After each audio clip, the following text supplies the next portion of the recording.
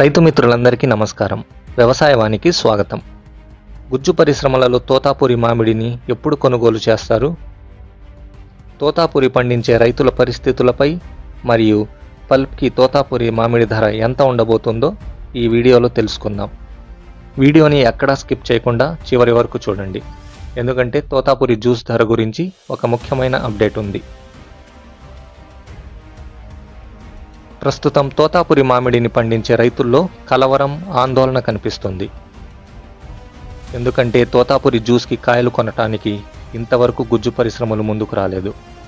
పరిశ్రమలు ఇప్పటిదాకా ముందుకు రాకపోవడంతో రైతుల్లో ఆందోళన కనిపిస్తోంది.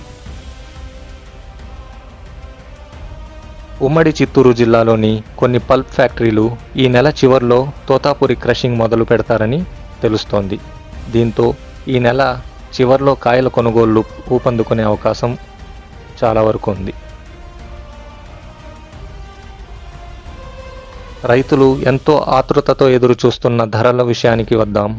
మార్కెట్ వర్గాల అంచనా ప్రకారం తోతాపురి జ్యూస్ 7 నుంచి 8 రూపాయల వరకు ఉండవచ్చని అంచనా వేస్తున్నారు. ఈ వీడియో మీకు నచ్చితే వీడియోని లైక్ చేసి వ్యవసాయవాణి ఛానల్ని సబ్స్క్రైబ్ చేసుకోండి. నమస్కారం.